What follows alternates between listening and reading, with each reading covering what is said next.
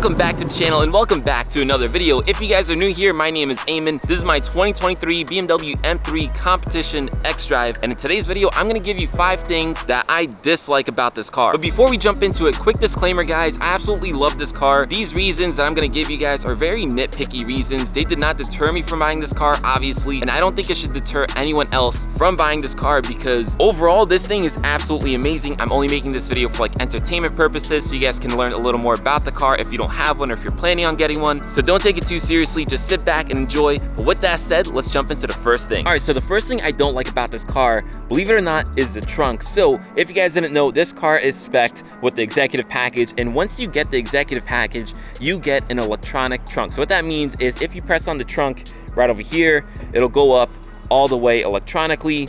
It's pretty slow, it's not that bad, but it's still pretty slow. And then to close it, you have to press on this button here. Now, the reason why I don't like this is it's a sedan. Like, do you really need an electronic trunk to open and close it? If you guys are new to the channel, I own a few BMWs. I own an F30, I own an X3. On the F30, I don't have an electronic trunk. It's a sedan just like this, and honestly, I just grab it, I shut it. It's super quick, it's super easy. I feel like this is a feature that's a little excessive. By default, I always want to just go and grab the trunk and pull it down, but obviously I don't want to do that because since there's an electronic trunk and since there's like mechanisms and stuff going on in there, I feel like if I do that, I'm gonna damage it. So I'm always really cautious and I always try to make sure that I don't do that because I always want to. But on the flip side, guys, on the X3, I get why you need an electronic trunk because it's a larger car. The trunk goes all the way up.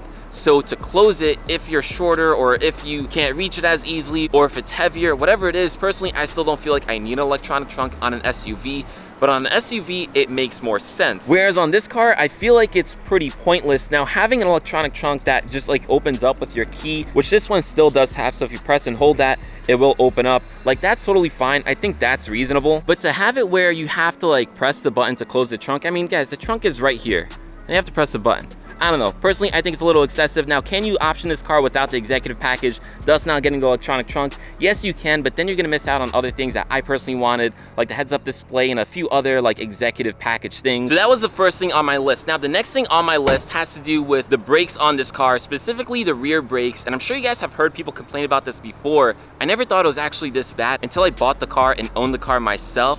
Let me just show you guys. So the front brakes on this car are massive. They look really good. I mean, if you look at these brakes, you feel like it's a sports car, it's an aggressive car, it's a performance car. However, if you go to the rear brakes, they just look funny. They're tiny. They're actually really rough. Like, even the paint on them is pretty bad. I know other people had like experiences of bad paint on their rear brakes. I thought it was their specific cars, but I guess it's just a G80 M3 thing in general. But yeah, just overall, guys, like these brakes, they're puny. Like, they don't look like they belong on this car. Now, I know there's technical reasons why they have these tiny brakes in the rear, something about the electronic e-brake, but regardless, they just look funny to me. It kind of makes the car look more like an economy car. And let's be honest, like, this is a $100,000 M3. So now the next thing on my list actually has to do with the engine bay, something specifically in it. So let me just show you guys that one real quick.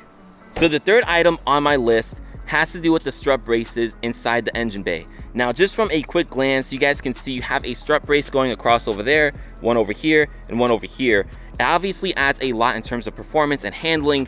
However, it doesn't look the best. It's not that it looks bad, but these, as you can tell, are just black, I'm guessing maybe like aluminum braces. Whereas if you guys remember in the older generation, the F80s and the F82s, those cars had these beautiful carbon fiber braces, which looked absolutely amazing. So these aluminum black ones are a bit of a downgrade. Now, I don't know if these work better and that's why they switched over, but considering this car is more expensive than the previous generation, you'd think that they would upgrade it. However, in my opinion, at least from an aesthetic standpoint, this is definitely a downgrade. Just as a teaser, guys, I will say I am going to be swapping this out for a really nice carbon fiber one from Keys Motorsports. So just as a teaser, if you guys want to watch more content about this G80 M3, definitely hit that subscribe button because I'm going to be making a lot of videos about it. We're going to be doing a lot of mods to it, especially with the help of Keys Motorsports. So definitely stay tuned for those videos, guys. All right, so moving on to item 4 that I dislike about this car, and that has to do with the interiors. So like I mentioned, this is a 2023, and with this 2023, you get this updated iDrive system, this massive screen, which is really nice. However,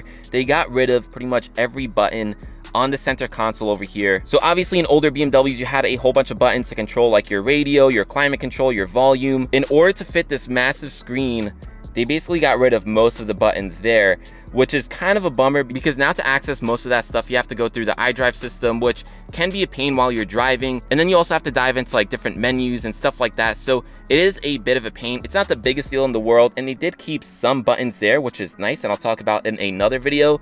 But just something I don't like, guys, they got rid of a whole bunch of buttons. To be honest with you guys, this is something that not only BMW is doing, but a whole bunch of like car manufacturers are doing with their more modern cars. I guess they're trying to like implement everything into the screen and kind of go for like that Tesla vibe. I don't usually consider myself a hater of change. I usually accept change, so I'm sure I'm gonna get used to this really quickly, but considering my other cars and how I'm used to those ones, it's gonna take me a bit to get used to this one. All right, guys, so my next and final thing on this list that, by the way, was really hard to come up with has to do with the front end, and that is this. No, I'm just kidding. It's actually this right over here. I know a lot of people complain about the front grills on these cars, but I actually like them. I didn't like them right away when I saw them in pictures, but the first time I saw the car, I honestly fell in love with it. I actually really like the way that it looks. It suits the car, especially with some different design elements that BMW put in it. A lot of people are gonna disagree with me, but I don't care. That's just personally how I feel. However, the thing I dislike are these honeycomb grills right over here, and it's for a few reasons. One, it just kind of makes the car look cheap. Like, I don't know why, but it just kind of reminds me of a Honda Civic.